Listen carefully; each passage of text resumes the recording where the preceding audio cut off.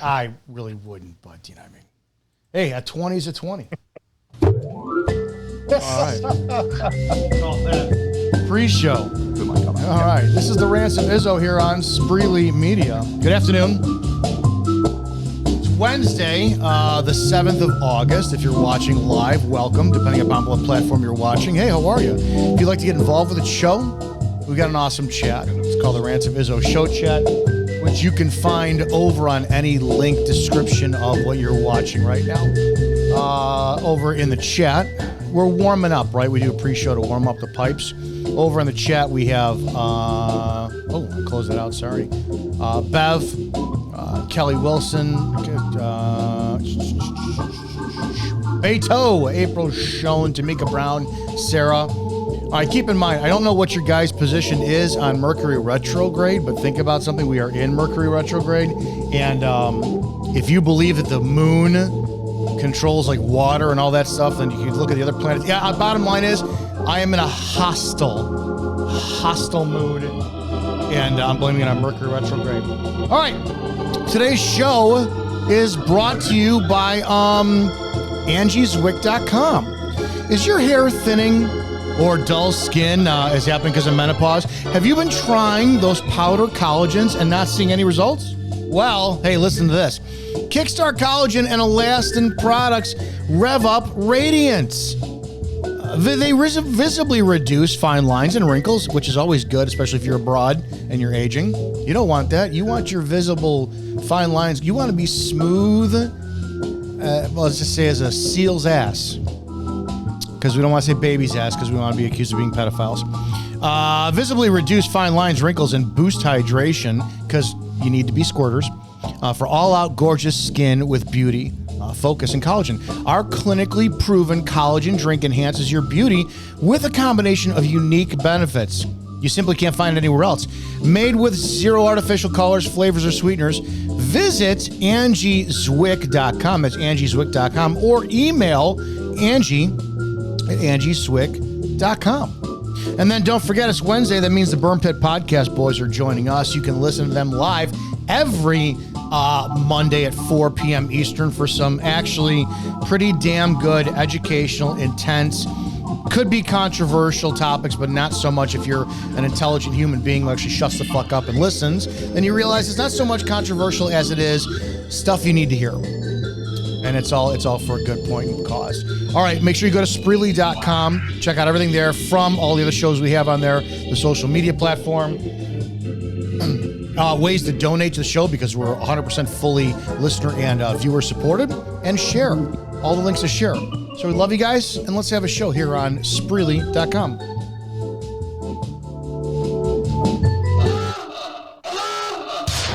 Prepare yourself. The opinions of the host and guests on this show are exclusively just that, opinions. That means that they shouldn't be the cause of your state of being offended. Why does everybody get so butthurt? Okay, let's go. Ready, go!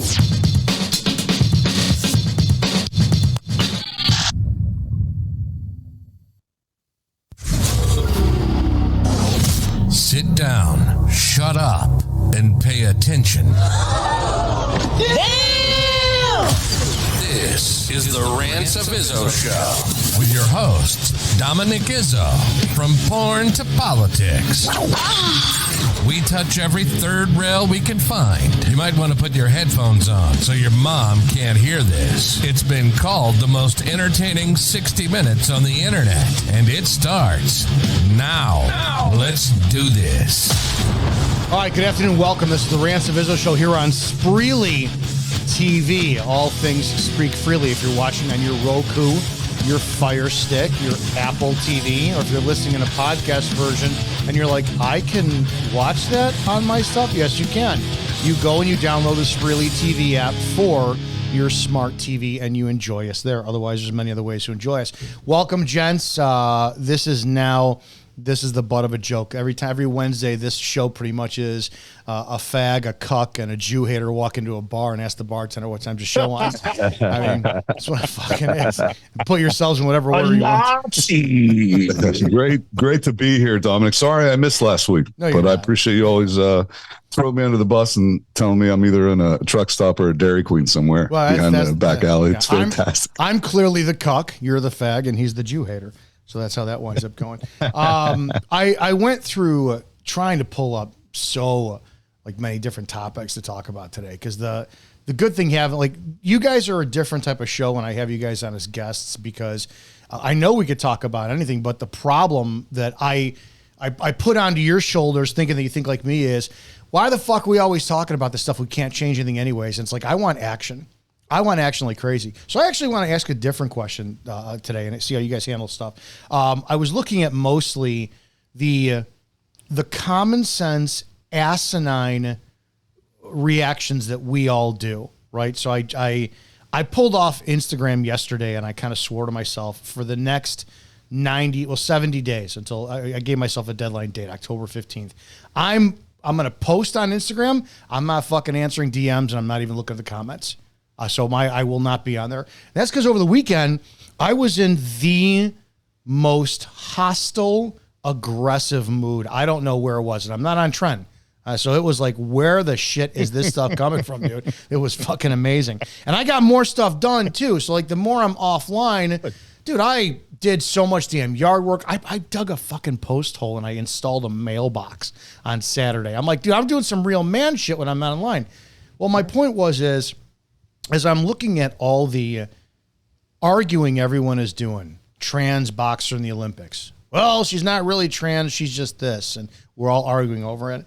And then I'm trying to come up with, are we really going to talk about this today? Hey, what do you guys think about women and men's sports and vice versa?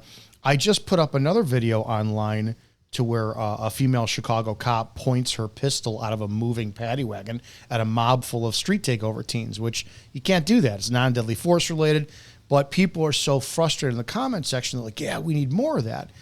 I guess where I'm going with this is to bring in what Matt said last week, which was, when I said I don't have a dog in the fight when we were talking about Jews and Palestine and Israel, and he's like, no, well, you need to, because, and he laid out reasons. The more that I don't want to have a dog in any fight, I just want to live, enjoy my life, fucking eat pizza, ride motorcycle, stick a needle in my ass twice a week, do whatever. That's what I want to do. It's idiots out there, which are a majority of the people, that they pull you in. You have to have a dog in the fight. So when it comes to you guys are podcasting and you're taking on some serious topics and you're having heavy conversations. You guys aren't fucking around. It's not playtime when you're doing it.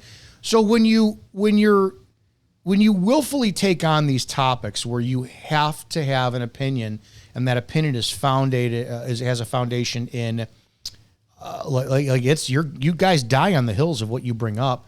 How does that translate into your functioning in daily lives? When you guys get all passionate, hot, pissed off about something, and then you unplug and you fucking go away, we all can say, well, social media is not real and this and that and blah, blah, but it kind of is. Are you guys kind of having an issue with life is the blur? The lines are blurred with reality of social media, life, podcasting, and the reality of fucking shit that we want to pop off, but it's not going to pop off? Well, you have to take it situation by situation, event by event, right? I mean, whenever you're seeing stuff, let's just use this as an example. The Black Lives Matter stuff. Remember when they're burning down cities, rioting, killing people, attacking people? Yeah. Well, that is a real situation. It's also on social media. It depends if you experienced that in your hometown or you didn't. So these are real events that, yes, you might have to do something physically, and it might piss you off that your business got burnt down by a bunch of BLM Marxists. So it depends what event you're talking about that is on social media and how it affects you personally. Maybe it's somewhere else in another location where it doesn't affect you. But if we wanted to bring about the Palestine-Israel thing, and this is what I said last week, you have a dog in the fight Dominic, not because you really care about which one wins and which one doesn't. Your money is now confiscated by force out of your pocket before you receive it, or even if you have to make a check out to the IRS at the end of the year, and that it's going to one of those countries. What if you don't support that country ideologically? What if you don't support what they're doing? You're forced by the threat of violence to pay money to that one country. That's a fact. That's not my opinion. That is a fact. It doesn't go to Palestine. It goes to Israel. Well, what if you don't want either side? You're forced to pay for it with your hard-earned money. So you do have a dog in the fight. Okay, I don't have health insurance. I can't fucking afford it right now. I don't have it. But 14 billion goes to Israel, 65 billion goes to Ukraine. Mm-hmm. But Americans like me can't fucking afford health insurance, but you're going to send it over there so they can bomb women and children and maybe Hamas. Okay, yeah, you have a dog in the fight. You might not want one, but it's forced upon you. So yes, these things do anger the average citizen whenever they're trying to make ends meet, living paycheck to paycheck, trying to feed their family, and you're sending missiles and bombs and money to Ukraine and Israel. So yeah, and that's just one thing they spend money on. They're sending more money to other countries. They're giving it to illegals. So yeah, people are fucking fed up and frustrated. Not everyone, but a lot of people are. So yes, unfortunately, you have a dog in the fight whenever your treasure is stolen from you and given to somebody else that you probably don't even agree with. So yes, these things do piss the average person off. Left, right, if you're just a hardworking individual that wants to stay out of war, you're forced to pay for it. You're forced to pay for the murder and death of other human beings in other foreign lands. That's just a fact. So yes, you know what? It's tough to not get, frustrated about these things. Scotty, go ahead. Yeah, when it comes to social media, I think we can all agree it's not real life. It's make-believe land, and people go on there, they argue, they make comments to incite some anger or rage, posts that we make, of course, clips that we make from the show. They trigger certain individuals. Recently, they did too. Here, last Wednesday, I posted Matt posted a clip of something that fired some people up. But how we manage that, I can't speak for Matt, but I think I have a good idea where he's at. Is we don't live online. We only do a show once a week, and it's on Spreely TV. It's your home for free speech. Speak freely. We do it every Monday at 4:00, and then we join Dominic here on the Rants of Izzo 1:00 every Wednesday. So we're not constantly at this podcast game. It's not like a full-time gig for us. Yeah. We both have our own careers and jobs that we do. We make money elsewhere. This right here was born out of passion for, Matt is the constitutional scholar of the two of us. I have a background with Christian education that I can bring some biblical, theological insight onto things. And then we have our opinions based off of our knowledge and life experience, whether it's myself in the Marine Corps, Matt too, with his background in, having a local militia that he runs and operates. Also, he ran for county sheriff here in Allegheny County. So we have a little bit of a credibility, I think, when it comes to certain topics. But we don't live online. If you see, we don't have the following that Dominic does. Matt has 1,500 or so followers. I think the Burn Pit podcast page on Instagram has 1,800, 7,000 on TikTok. It's not a big thing, that we're doing. So we're not constantly, we should probably post more. Yeah. We should probably post more, but we live in reality. And we understand that this right here is just kind of, hey, we're having fun. We're shooting the shit. But there is some truth to things. We try and give an opinion that's based in facts and truth and knowledge. We don't want to share any disinformation. But I think it's good to unplug yourself from online conversations because it can be very toxic. And I hate that fucking word, toxic. Yeah. People use that. Let's say real quick that I don't even respond, Dominic, to your point. There's multiple people that message me I don't even respond to. Yeah. I don't even respond to. We have some clips that, obviously went viral and there's comments on it. We don't respond to a lot of the comments. if we do, it's just to add fuel to the fire sometimes, just because we enjoy it. So it really doesn't get to us. But a person like you, Dominic, I couldn't even imagine. You have 60,000+ followers on most of your accounts there. You have subscribers on YouTube, 100,000 plus subscribers on one account, 40-something thousand on another. You have a TikTok with 60,000. You have an Instagram with 60,000. So you're constantly being bombarded, probably with messages, comments, follows, you name it. So it'd be tough to not view, like in your situation, it would be tough to not let that kind of seep into your actual real life. But I think you do a good job managing things from what I understand you. And I've known you now on this kind of level for almost going on 2 years. Matt and I have been joining you here on Wednesdays for a good probably 7 or 8 months, since going back to January.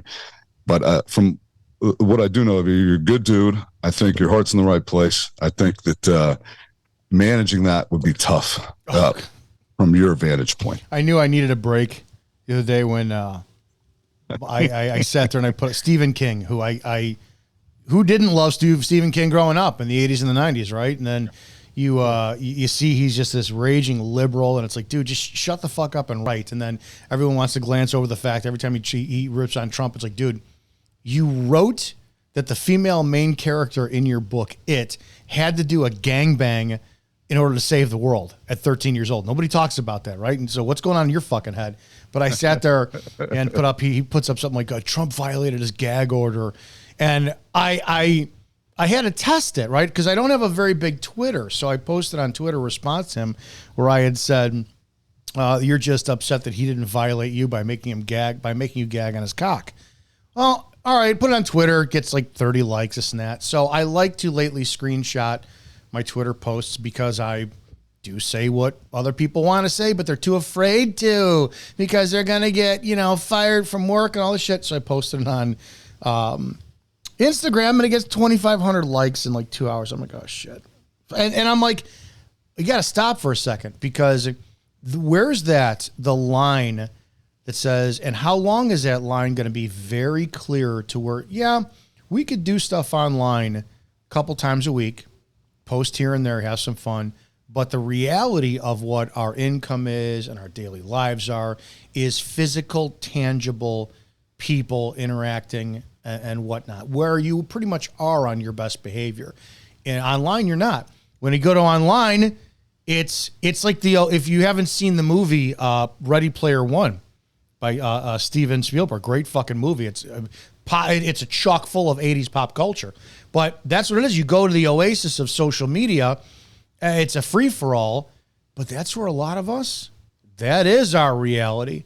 And what we can't do is, when you pick a vice president nominee who is changing the flag of his state to look like fucking Somalia, or you look at him locking down schools for 6 months and saying, oh, it was only for 15 days. You want to grab people by the throat and say, I'm trying to do you a favor and shaking some common sense into you because you're falling into the trap of this non-reality, which is a reality. So to kind of answer your question about how I manage it, I don't, dude. I wait till I hit a breaking point and I'm like, I'm done. Last time this happened was 3 years ago. I took 40 days off. And what really insanely happened was I lost 20 pounds because I didn't have that stress of cortisol nonstop pumping through my shit. It was amazing. So, yeah, I just so it's what we do, right? It's Mondays for you guys. It's Wednesdays for you and me, and it's like, all right, let's pick a topic. Let's fucking talk about it. This and that stuff. I'm fascinated by the people who are not affected, AFFECT, to where, yeah, no, we talked about it. We didn't solve any problems. We're not going to change your minds. But we talked about it and move on with their day. I am fucking anchored into it, to the abyss of the social media world. So that's my 2 cents on that. I just want to strangle people. I want to fucking strangle people. We know these things aren't good for you. I mean, we know that. Like that being on your cell phone all the time. The studies that have been out there, even in children when they're on their iPad all day long, it's just not good for you. It's not good for you. And when you do unplug yourself from social media and you actually interact with people, you realize that a lot of that stuff on there, people feel comfortable commenting and saying what they want to, and they wouldn't do it to your face. and that's a fact. That's true. It is what it is. Yeah. So I don't think, Matt, I don't think anything bothers us.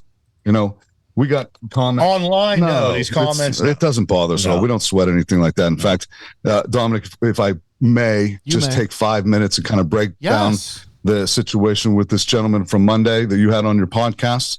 Oh, yeah, I was going to get into that. Yeah. No, we got to get into that because let's transition to that. That was my thing. I fucking hate social media. I'm taking a break. Mercury retrograde has got my anus so clenched tight, I swear to fuck, I can laser crack diamonds if you need it resized for your ring. Monday, we had Ilan was on Monday, and I had him on back in December of last year for the first time, where it was a non-martial art related. He and I both run YouTube channels on martial arts separately, and we got to connected there. And then I started to see his posts on stuff. And in the beginning of the whole conflict for where Israel was attacked in October of 2023, I'm like, I don't fucking get this. I mean, I think I talked to you guys about it several times. I don't get this Jew hatred. It's like it's just all blacks are scum. It's like all Jews are this, and I couldn't believe the meme sharing and all this shit because again, it's not my forte. I don't pay attention to it. I don't understand it. So I had him on December of last year, and he came on very pragmatically, talked about, hey, listen, it's Palestine's issue. This is Israel's issue. He's pro-Israel because he's from the Middle East. I don't want to put words in his mouth where his family's from. I believe Iraq is where his family's from. It's Iran or Iraq, obviously, one of the two, and I don't recall if it's on the podcast. But anyways, and he had said, his view is, yes, Palestine 100% has a right to live, and he doesn't want to see anything happen to them, and he wants a peaceful solution. That was that. Since then, in the last couple of months, whenever Scott is doing what he's doing on the off time, Matt, when he comes on, I take it as an opportunity to go, okay, let's talk about shit that I don't know about that you do. And we've had some real damn... Like, I'm not going to lie. We have conversations that are like your show that people will not fucking have. They don't have them. Yep. So again, and I gave him an opportunity because I respect him as much as I respect you guys. He DM'd me. It's like, I don't understand why, you X, Y, and Z. But I said, come on the show on Monday. Let's talk about it. So when Ilan came on Monday, I said, ask me publicly what you asked me privately, because I owe everybody an answer, because you've got a question, because there may be people out there who are like, why does this guy hate Jews? Oh my God. And why do you have him on? Well, fuck you. It's my show. Fuck you. It's conversation needs to be had.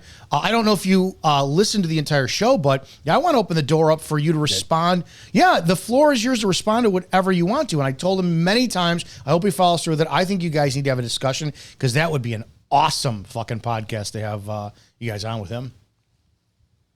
Sure. Yeah. I'm going to be very gentle, and I'm going to be very kind and professional. I'm not going to promise anything with Matt Wakulik here. Matty Wack will say what he wants Free speech. But let's speak freely here. This is the Freely Network. Go ahead, Scott. All right. So a little background on this. This gentleman has commented on multiple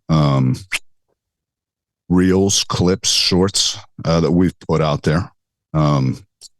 And this one in particular that he commented on last week was from your podcast with Matty Wack, Dominic, last Wednesday.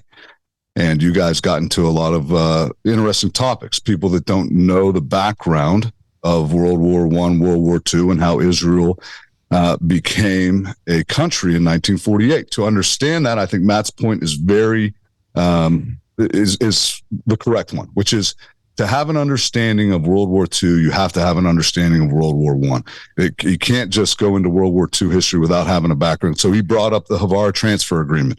He brought up the Balfour Declaration. He brought up all this stuff, and which I don't know if this gentleman has any knowledge or education in some of that stuff, but it's very pertinent to the conversation that you guys were having. In that particular conversation, the clip that, I'll leave the studio times, or if I'm not there like last Wednesday, as soon as you guys are done, I'll go on to either Rumble, or if you post it on YouTube, and I'll grab it and I'll send it through an AI app. And Dominic, you use some of these AI apps to make clips for your podcast. Mm-hmm. Sometimes AI spits out some shit that's garbage. And it's like, all right, I got to go in here and kind of edit, because these AI apps, if you pay for a monthly subscription, you can go in and edit and make sure you do all the spell checking correct. So when the captions come up, that things are spelled right. So anyways, so I went in, I made some clips for Matt, and I sent him one that I thought was interesting, which a lot of people don't know. Is the clip in question here for this conversation was Matt referring to a gentleman, a scholar who's actually a professor at Princeton, Ivy League school. His name is Peter Schaefer. Now, what I've seen I put that clip out on TikTok. I put that clip out on YouTube. Matt put it out on his Instagram. The thing about this is that I think people are confusing the name Peter Schaefer with the ESPN analyst. These guys are like, Peter Schaefer's not Jewish. And it's like, wrong Peter Schaefer, brother. Sorry. This is the Peter Schaefer. You can look it up. He wrote a book. It's called Jesus in the Talmud. He's a scholar. This is what it is. Matt was not incorrect there. Now, I did watch the podcast with you and this gentleman on Monday, and I understand why he must be frustrated. I believe, Dominic, you can correct me if I'm wrong, he's ethnically Jewish, this gentleman? I don't know. Here, this is my default. I don't know if being Jewish is a religion or if it's an ethnicity, right? It's like It's a unique thing. Yeah, I'm Italian, but I was Catholic, so they're two separate things. Right. So I don't want to answer for him because I don't know. I don't know. Okay. We'll just say he's not, but he has some sort of affection for Israel in some way. But Israel and Judaism and being Jewish is unique into itself, because if it's a religion, it's an ethnicity, and it's a country. That's the three things. You can't say that about any other religion where it's like, all right, they're ethnically Christian. Well, it's not a thing. They're ethnically Islamic. That's not a thing. So ethnically Jew, you're also religiously Jew, and then you live in a ethnic state, which is Jewish in Israel. So it's unique unto itself. But so this gentleman took, he did not like what was said in that clip, and he refuted it with some comments underneath the clip, which he didn't want us to be able to tag him in response. So he removed the ability to tag him. We don't do that. We don't care. You want to tag us in anything, you want to argue with us, he was clearly frustrated, and the things we were saying obviously were flaming the fire there, because he was asking us directly, are we Holocaust deniers? And a lot of people do that. Change the subject immediately. Right. So the issue there is Matt provided evidence here of this gentleman, Peter Schaefer, and anybody can Google this. You can Google Jesus in the Talmud. You can see who the author is, and you can get the background of this particular Peter Schaefer, who is a professor, again, at Princeton University. So this gentleman you had on Monday seems like a nice guy. I don't know very well. What's his background in martial arts? He is... Again, I cannot pronounce this style of karate he has. You ever see the 100-man kumite? That's the style that he does. Also, I want to say it's not Pakiti Tershikali, but it's he does have Filipino martial arts background, and he's really skilled. That's how we connected. Was he did a critique on Wing Chun, which is that's my child, and most people are just shitty when they do it. And when I watched his very detailed video, and I went, oh my God, this guy's got a very intelligent means to deliver his dislike for something that I'm passionate about. So that's why I immediately gravitated towards him, because he critiqued something that I liked how he did it. Yeah, I looked at his martial arts page on YouTube. He's got quite a good following.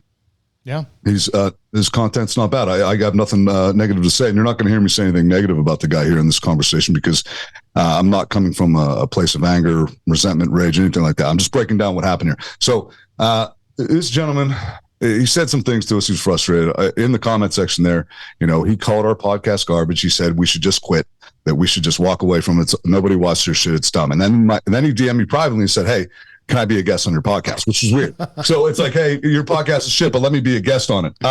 Which I'm all for. I'm open for that. I'll sit down and have a conversation with anybody. Matt, on the other hand, he takes a different kind of, view to things, where it's like, if this is going to be a waste of my time, then I don't want to do it. And if this guy's unwilling to look at evidence, then why would I sit down with the guy if he's not going to? Matt sent him multiple links to all these things that Matt actually said. Actual videos. Here's the proof. Here's this. Here you go. So the back and forth, it kind of happened. He was frustrated, and I get it, and I understand it. In the background, he privately, he's a Christian. This guy's a Christian, but a lot of Christians have an issue with Israel and this idea of Zionism, which a lot of people, that gets a bad rap there when you use the word Zionism, because now it's associated with anti-Semitism. But people are openly Zionists, but they're openly Zionist. We had a gentleman that we were going to have on that pulled out, who was an Israeli Olympic bobsledder who has Zionist in his bio. And that's just all this is the idea that they're God's chosen. And a lot of Christians subscribe to this. And Dominic, you as a Catholic, one thing that Catholics and Christians... Can you define, for the listening audience who don't know what it is, can you define what Zionist is? Sure. The basic idea of Zionism is that it's Jewish supremacy. And this is the idea that Zionists or Jewish people are God's chosen. Now, that's Christians who are not Jewish subscribe to this. A lot of them do. That literally puts the if you're saying God's chosen, which I know damn well Christians and Catholic Church all have that viewpoint, you're automatically saying that people are superior to you. It's you're just admitting it. It's like, oh, okay, 100%. Now, this all comes back to there's three verses in the Old Testament where this gets repeated. And now, for the record here, to give myself a little credibility on this topic, my mother is a professor at Geneva College here in Beaver Falls. I grew up in the church. I went to a private Christian school from kindergarten through 8th grade. I grew up in the church. I've read all 66 books of the Bible. There's 39 in the Old, 27 in the New. That's how it's broken down. The Old Testament, most of it is written in Hebrew. There are a couple books in there that were written in Aramaic. The New Testament written in Greek. That's the breakdown, and I can go through it all. And here's the deal here with this is most Christians, Catholics, I'll be honest, Catholics and Christians, we do have things in common. Obviously, the thing we have in common is Christ, and that Christ was the Messiah. He was God in flesh. He sacrificed himself. He is the Lamb of God, Agnus Dei. That he was the sacrificial lamb that died on the cross. It was prophesied in Isaiah. There was foreshadowing all the way back to Moses and exit of Egypt. The blood over the door, the blood of the lamb, the firstborn, all that stuff. It foreshadows Christ. So the conversation here with the Christian religion and now Judaism and Jews is Christians have been sold this idea from the old covenant of the Old Testament, which is those who bless my people, I will bless, and those who curse my people, I will curse. Christians have clung to that, and they want God's blessing, obviously. Christ himself, his lineage, Matthew goes all the way back to Adam when it talks about the lineage of Christ and where Christ from all the way down to David, Ruth, to all, you name it. So here, that old covenant, those who bless my people, I will bless. Those who curse my people, I will curse. That has been at the forefront of foreign policy here in the United States. There are politicians that will regurgitate God of Abraham, God of Isaac, and God of Jacob. Now, what I will tell you is it has come at a detriment to this country. Those Bible verses, those particular ones, those who bless my people, I will bless. Those who curse my people, I will curse, has been the reason why I believe we have supported Israel from its inception. It's in 1948, and we've continued to do so. And it's the evangelicals. I actually don't fault Catholics. In fact, we had a very intelligent, bright, unbelievable, educated mind, and Dr. E. Michael Jones, who's a staunch Catholic. Catholics really don't subscribe to some of this. Their new covenant, the new covenant is this. Hey, if you want to be God's chosen, you have to accept the gift, and it's free, of grace, mercy, and love through the blood of Jesus Christ. You're the new God. It says in the New Testament, God actually chose you.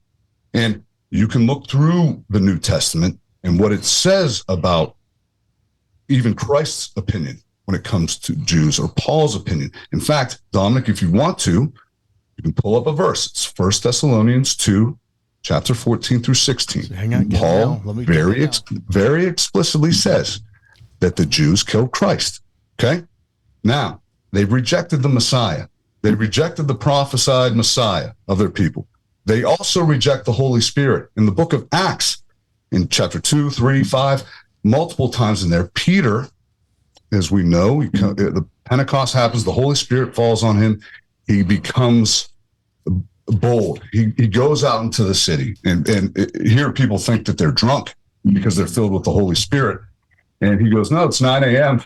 It's 9 a.m. We're not drinking. He comes out and he calls them out right to him. He goes, hey, you killed Christ. And their response, these Jewish leadership, the Pharisees, the Sadducees, which Christ called out publicly when he was alive and on earth, they said, what do we do? And he said, well, you have to repent, and then you have to be baptized, and you have to accept Christ. Well, Jews today, and the point of this is, Jews today have rejected Christ. They for the most part, I can already hear them. Not all. There is such a thing as Messianic Jews, but they're denying their Judaism by saying that, hey, we accept him as the Messiah, we accept him as Christ. So they're rejecting their Judaism altogether. They're saying that this is the Messiah. So they're not Jewish in religion anymore. Yeah, isn't the premise of Christians. Jewish is being that the Messiah has not come yet? So if you're Jewish and you believe that, he is the Messiah, well, then you're not Jewish faith anymore. That goes back to then your Jewish ethnicity. So yeah. Right. Now, even in the book of Matthew, and I'll wrap this up here real quick, and Matt can respond to some of the things that... Matt's going to get the blowtorch and gasoline out.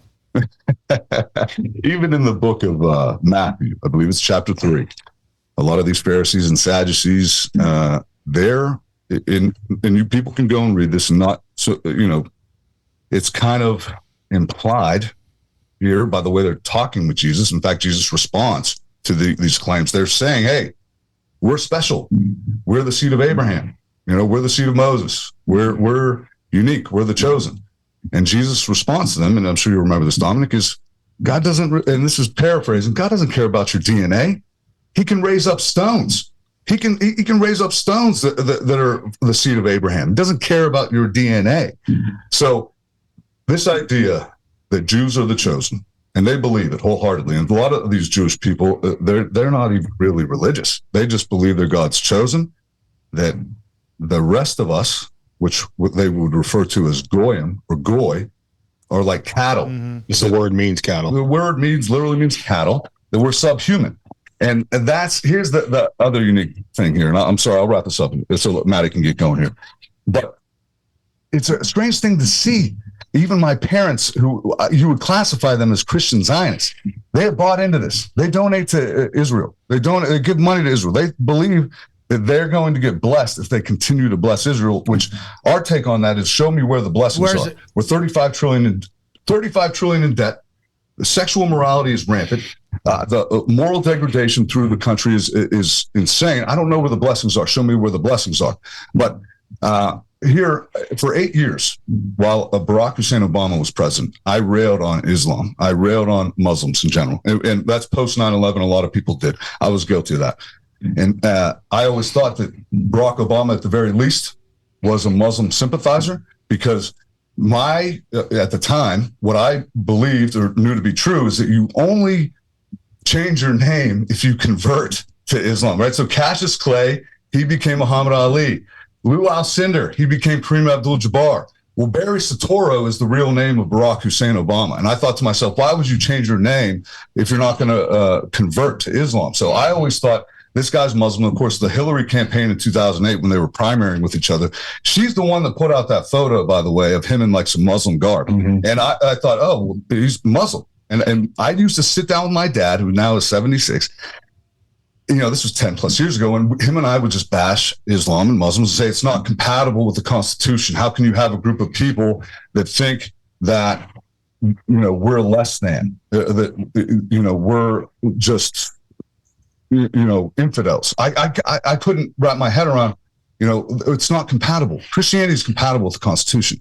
So here, as I'm learning about Judaism, and I'm learning about the Talmud, and I'm learning about the view of Christians from a Jewish person's perspective, I start sharing this stuff with my dad. I'm like, hey, we for 8 years when Barack Obama was president, we railed on this guy for this, and this. I'm seeing a lot of some things here too, where Judaism, they think that we're less than. They think what they have running through their veins is better than what we have running through our veins, and we're actually to them slaves, and we're born to serve them. And here my dad's response to me was, Scott, this was like a 20-minute conversation.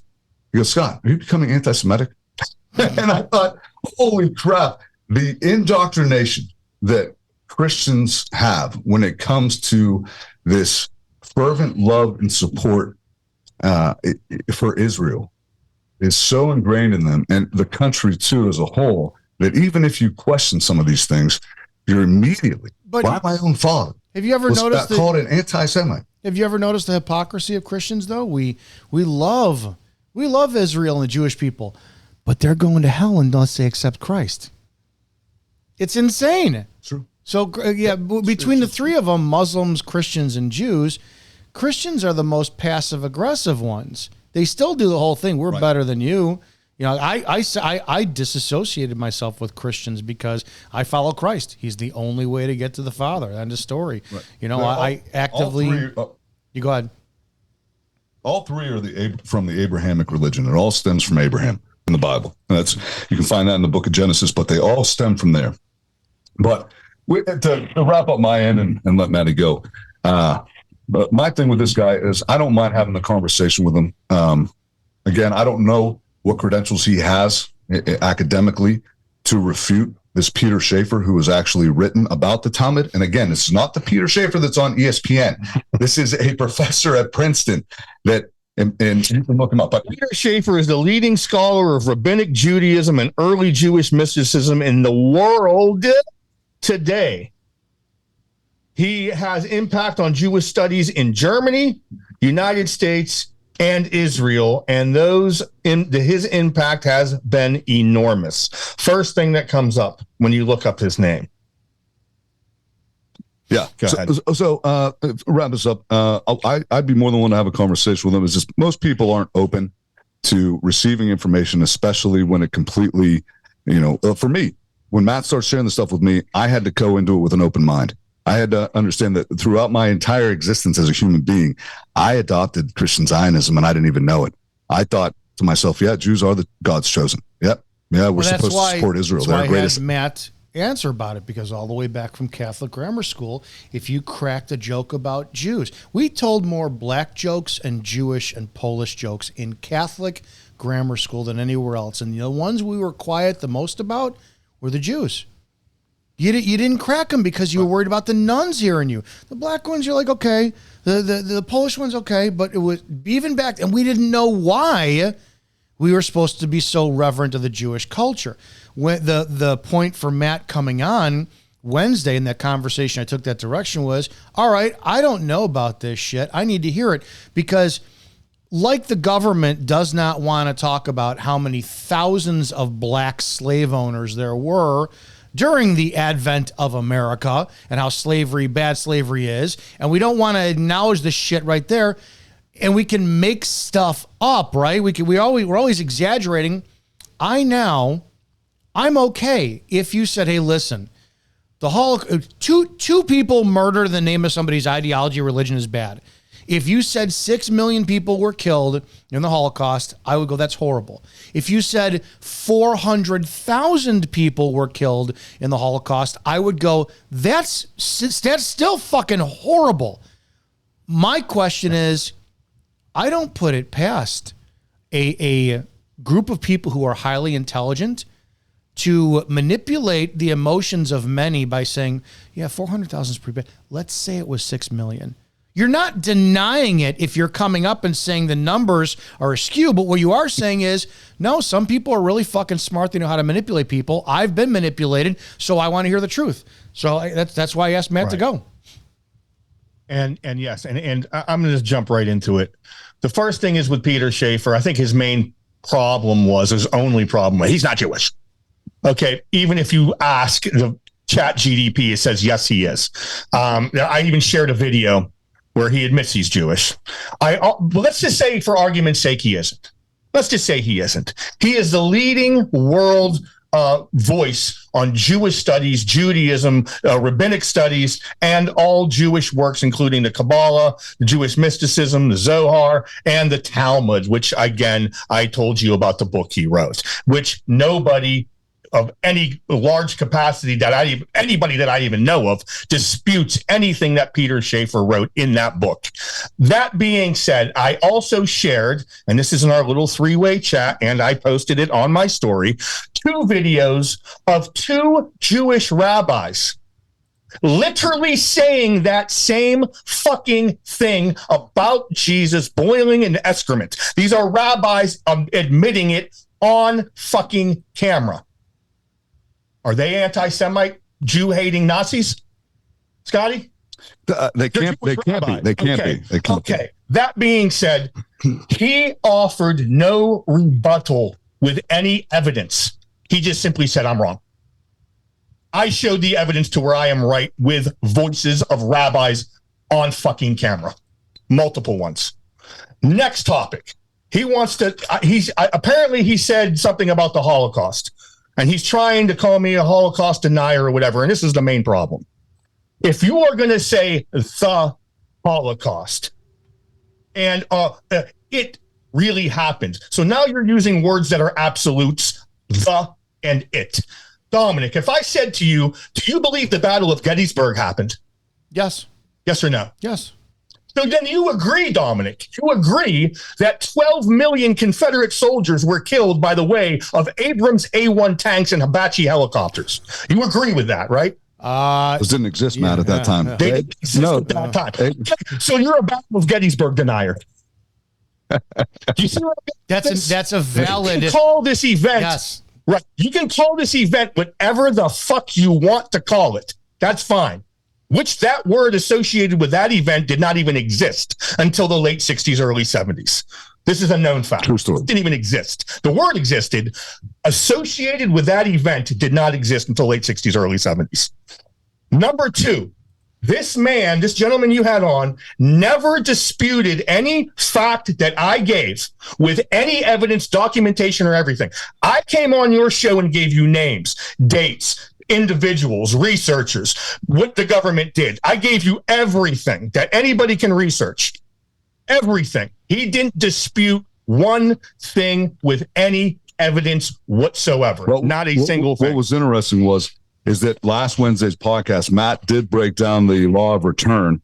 This gentleman did it in the same. He explained what that was when it comes to dual citizenship, which is the conversation that I had privately with him in the DMs, where I was like, you don't find it a little bit alarming that we have all these, congressmen, senators, even people in like the cabinet positions that are dual citizens with Israel. And of course, his response on your podcast was, we don't know for sure. He explained the law of return. He explained the law of return, just not as good as Matt did. But he basically explained that where it's like, hey, if you have this and this, your mother's this, so you get you have a right to be a citizen of Israel. But there is a list of actual congressmen and senators you can actually look up that have like dual citizenship. In fact, like even let's take Israel out of it. Ted Cruz is a dual citizen of Canada, but he actually denounced his citizenship there. I have the list. I have it pulled up. It should be. I never knew about this stuff, right? Because I thought that people were normally patriotic. Right, but this gentleman said, "Well, that's not true." Well, he said, "Well, I have the list, but I have the list of all the people here." But he said, "He goes, Bernie Sanders has, Chuck Schumer, all these guys. We don't know what their passports say, and that's fine. That's fine. But there's a list out there. In fact, here in 2023, HR Bill 946, the Dual Loyalty Disclosure Act, is actually now, it hasn't passed through the Senate, but people are going to now have to fully disclose where they are. But there's a list of representatives. Either way, whatever. It just shouldn't be alarming to people because Teddy Roosevelt said there can be no dual allegiance in this country. You're either 100% American or you're not. Right. And people seem very comfortable with people having dual citizenship with one particular country because they're our greatest ally. And we give them money. Right. And then AIPAC gives them. That's the part of this was, hey, this group of people that are less than 2% of the population is overrepresentative in positions of power in this country, not even just in the government leadership. In fact, I'm going to say this real quick, and then Matt, you continue. Okay. I found it weird. And this is once your eyes open to things and you start to realize the game, it becomes more and more clear. Once you notice, you can't unnotice. Here, Alejandro Mayorkas is being questioned at a Senate committee, I believe, by Senator Josh Hawley. And Hawley's just saying, what a horrible job you've done with the border. I think you've done a horrible job with the border. Now, Alejandro Mayorkas, Jewish, his first response to the criticism of his job performance was, I don't like, and you can pull this up on YouTube. This is for anyone to see. His first response before saying, Senator, here's what I've done. Well, no, his first response was, I don't like the way you're talking to me. My parents were in the Holocaust. That's the response. And imagine that, Dominic. Imagine if I go to my boss and he's like, listen, Scott, you've been doing these orders and the scheduling's off, payroll's off. You're spending too much money here. We're going to have to tighten the belt. We haven't been really doing a great job in your managerial duties. And my response to him is, well, my parents were in the Holocaust. I don't like the way you're talking to me. That's insanity. The fact that people just kind of glossed over that. Yeah. And it happens all the time. But anyways, Matt, go. Yeah, now I'm just going to go straight to your friend Elon. He also said that the Talmud says Yeshua. Doesn't even say Jesus. Yeshu. Yeah. You can literally look up the word every single source. Openly state, this is common knowledge. I'm shocked he even said this. This is the Hebrew word for Jesus. This is common knowledge. This is, no one even disputes that except for this gentleman. It's just a random Joshua in the Talmud. This isn't me saying this. This is the fact. This man literally either lied to you or is so oblivious to any type of factual reality that he truly didn't know and didn't believe it. This is literally the Hebrew. You could go to Israeli sites, Jewish sites. Yeshua or Yeshu is the Hebrew word for Jesus. That's just a fact. I'm shocked that he even said that. I couldn't believe when he said that. But again, I'm not going to call him any names, even though he called me a white supremacist, neo-Nazi, or whatever he said. He said our podcast was absolute trash. You should quit. It's a joke. And then, hey, can I be a guest?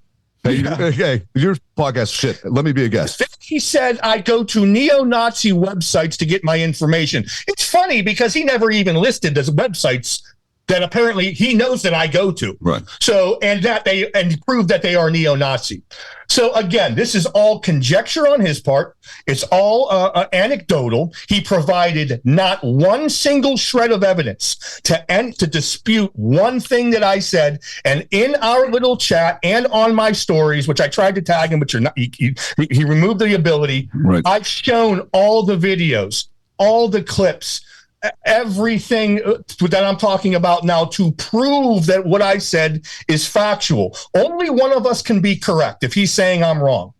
Only one of us could be correct, and I provided all the evidence to show that he is wrong and that I am correct. This is not me saying this. The evidence is right in front of everybody. He didn't address the Balfour Declaration. He didn't address the Ibarra transfer agreement. He didn't address any of that. And the other thing, too, that I've noticed I have a real issue with here that's so bizarre to me is that you don't think about this growing up when you hear the story and you break down the Holocaust and all this stuff. But the idea that people keep using the word oven. Now imagine, think about that for a second. Imagine if I have a funeral for a grandparent and they go, oh, was an open casket, closed guy? What is it? I go, no, they put her in an oven. They'd be like, what? You mean a crematorium? Yeah. Okay.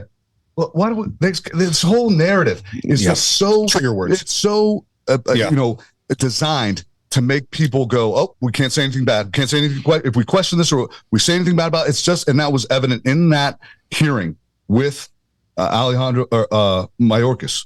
It was so evident with his response to the criticism of his job performance was, my parents were in the Holocaust. I don't like the way you're talking to me. Saying, I don't give a shit.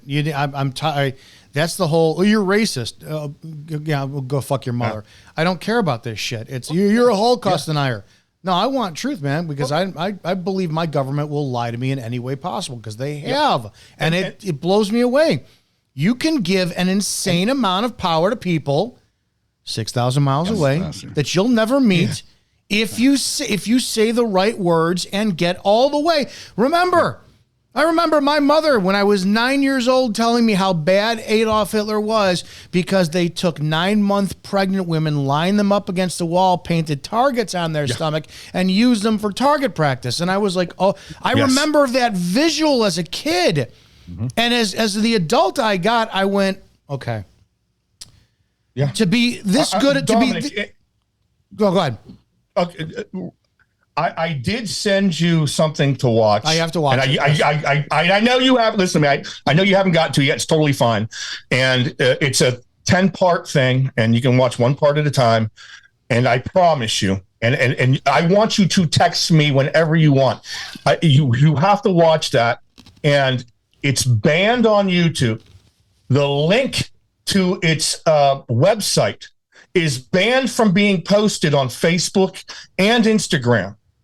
Okay, there's a reason why that specific documentary that I sent you is banned from even being posted on certain platforms, and it's not even on others. And I really want you to watch it in your free time. At your leisure. Take your time. It's 10 parts. Take your time. I'm looking forward to put it in the chat, too. I'm going to put it in the chat for everyone watching.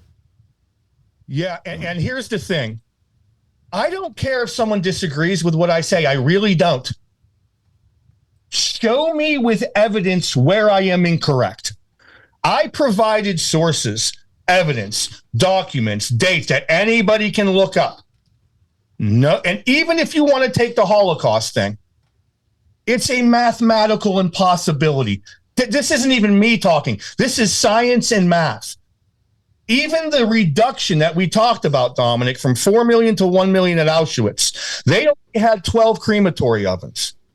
It takes 1.5 to 2 hours to burn a body. 12 bodies, if you're running them 24 hours a day, 7 days a week, every month, 12 months a year, without even having to maintenance them, which, by the way, would never happen, but let's say it did. From 41 to 45, you're going to be able to burn around 250,000 bodies at max total all day, every day. Okay, it's a the 1 million is mathematically impossible. It's just people don't even. It's more than that. It sickens me that I'll tell you what, time's gone really fast here. Huh? Here's a point that I don't think people talk about. These are human beings that A, have to be eliminated, and then B, in the process of eliminating, you have to eliminate their bodies. I don't know too many people who've been around a dead body before. I have. I've been around many dead bodies, dead children, people with heads fucking crushed wide open, people who've died of natural causes, stabbings. It's a gruesome fucking thing. My point that I've always wondered is, how can one man, Adolf Hitler, influence his entire nation to say, yes, we need to eradicate these other living, breathing human beings? And then it's not like you can turn a blind eye. There was no social media back then. You had to do it. You're talking about burning 250,000 bodies. Show me all the people who are how many? Does this mean that Germany has a population of like purebred psychopaths that are willing to do that? If that's the case, then why didn't the Jewish culture or population or whatever, when they had the United States as an ally, say, hey, listen, we have to, this is all the proof, we have to eliminate every German bloodline because they have something in their DNA that makes you none of it makes sense. It just doesn't. Yeah, they did. They did that, actually. There's actually a book called Germany Must Perish by Sorry. I can't remember the name. It was 1939. He did call. Time Magazine even commented positively, Germany Must Perish. In that book, Theodore, I can't remember his name, the guy who wrote the book. But anyway, he did call for the extermination of the German race, to sterilize them and kill them. As well as the Morgenthau Plan, which was Henry Morgenthau under FDR. After they won the war, Morgenthau wanted to literally starve them to death. That was his plan. You can look this up. Matt's full of information. They actually this did. Good. Yeah, it's good. They actually did want to exterminate. They publicly stated it in books and in the Morgenthau Plan. Okay, there's the point.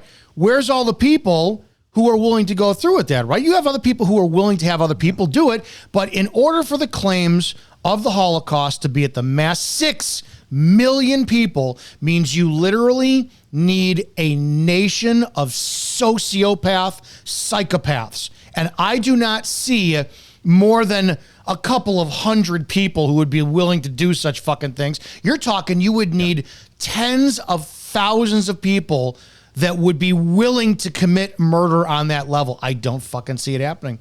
I just don't. Yeah, well, and it's mathematically impossible to commit murder on that level anyway. But real quick, I'm going to ask you, have you heard of, I'm going to name Short on time here real quick. some names there, Dominic. Have you heard of Manzanar, No. Pool Lake, No. Hart Mountain, What about Baltimore? Minnesota, Grenada, Amachi, Gila River? Grenada, yeah, I've heard of that, Yeah. but I don't know where. Yeah, I heard of Grenada. The rest of the stuff I've heard of. Yeah. Poston. Holodomor? They all have something in common. These are concentration camps in the United States of America to hold Japanese citizens during the war of World War II and Italian citizens and German citizens. Taken by force, violated the constitutional rights, put in internment camps. Tell me the Hollywood movie made on that one, Dominic. No. No. Name the Hollywood movie about that. No. Not Can't. one. As a matter of George Takei, the guy who played Sulu on Star Trek, was in one of these internment camps when he was a child. He's a gay, right? Yet no Hollywood movies. No mainstream media narratives. Yeah. Nothing. Yeah.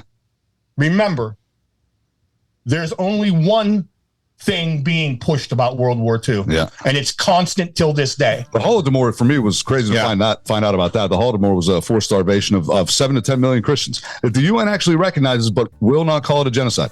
It's a crazy thing, man. Literally, Anyway. you just defined literally a genocide. You literally defined it. They won't call it okay. That's your Wednesday where's show, the movie kids. in Holodomor? Where's that movie? Yeah. Where the Holodomor? Where's that one? Yeah. Dominic, it's been a pleasure, though. Yeah, I know, Thanks it's for Wednesday. having us on. Appreciate you being here. Love it. The Burn Pit Podcast is live every Monday, 4 p.m. Eastern here on Spreely TV.